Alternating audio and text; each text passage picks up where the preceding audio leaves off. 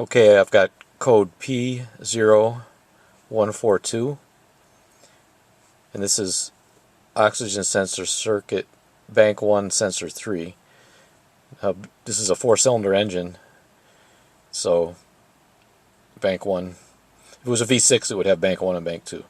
So bank 1 sensor 3, this is the last sensor furthest back in the exhaust. I've had the check engine light coming on and off for a few years. The sensor being a bit weak. Sometimes it even seemed after I got gas, the check engine light would come on. Perhaps different mixtures of gas, different gas stations with the ethanol and that, but it was sensitive. But I was always able to get it through state inspection because the system would self-test itself, and after a while the light would go back out and I would get my annual state inspection. But this year the code keeps coming back, and so I've got to bite the bullet and change the oxygen sensor. So this sensor right here on top of the exhaust manifold, this is sensor number 1. So that would be bank 1 sensor 1. Now if you can see there, that's sensor number 2. So this Camry, 2006 Camry, has actually got 3 oxygen sensors. So that's bank 1 sensor 2. And now there's a third one further downstream. And that's the one I've got to change today. Now the plug for this third oxygen sensor is actually under the driver's seat. So this is the back of the driver's seat. You go under the seat, and where the carpet splits here, you've got various wires. And this one here, this goes to the oxygen sensor. And there's a hole in the tunnel with a rubber grommet. Well, today is supposed to go up in the 40s, but as you see here, it's about 28 degrees here in the garage. A little cold, but I got to get this done. So here's the oxygen sensor I bought, Quixon. Just a word on that, this is maybe an average aftermarket one. Sometimes there can be a problem with aftermarket sensors not working properly, and so if I still have trouble with this one, I'll have to get a Toyota sensor, a Denso, and go from there. But here's the sensor. Double check it. Looks like the right connector. I'm going to go ahead and plug it in under the seat and make sure it's the right one before I get started here. Okay, I've jacked it up, and I've got a couple jack stands under there. Never, never, never go under a car without some jack stands. Many people have been killed by vehicles falling on them if they went under the car for just a second with just the jack. Okay, so here's bank 1 sensor 3. As you see, got the exhaust coming from the front of the car. So all the way back here they've got this third oxygen sensor. Looks a bit rusty too. And here's the plug where it goes through the floor. And then the wire goes under the driver's seat.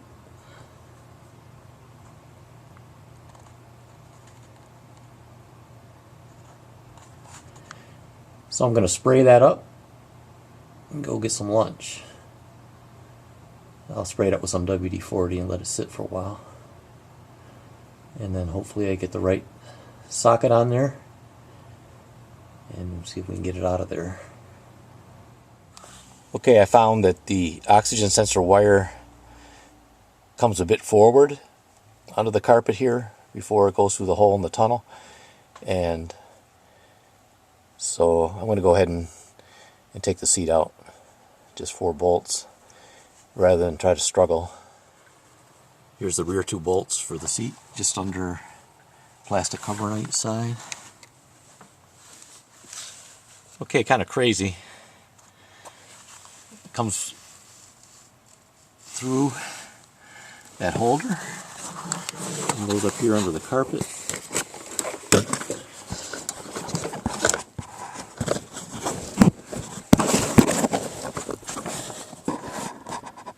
There's the hole. It's actually, the hole isn't so much up in the tunnel as it is where the floor just starts to curve up to the tunnel there. You can see I pulled the grommet out from underneath, so it actually goes through the floor here, through this holder, and then under the seat. Okay, my first attempt is going to be with my 7/8 inch box wrench.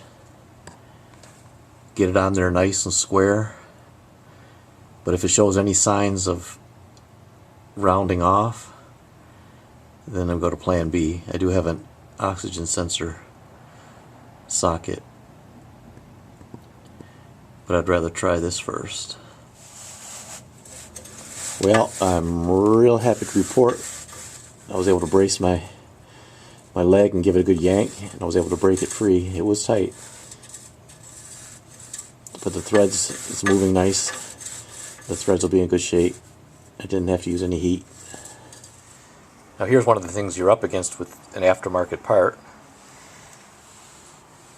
The wires are the right length, but it didn't come with the grommet that goes through the floor, and then you don't have the hole down that goes through a little hole in the hump on the car, on the tunnel. So I'm going to have to take the grommet off of here. I don't think I'm not going to mess around with taking the wires out of here, and not going to mess around with taking the wires out of here and trying to slide it on. I'm just going to cut it and put it on there, and then I can put a little RTV where I made my cut and just do it that way. Just measure the position. It's about 8 inches from the sensor. Well, not the prettiest thing you've ever seen. Put a little wire tie to hold it on there. The old one had the metal crimp. So a little wire tie on there.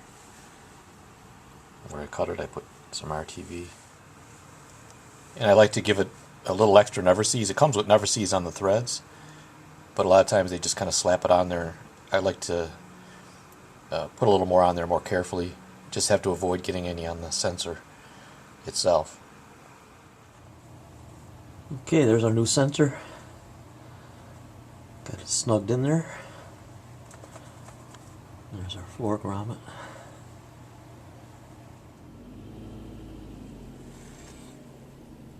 Well, there we are. It looks like it's working.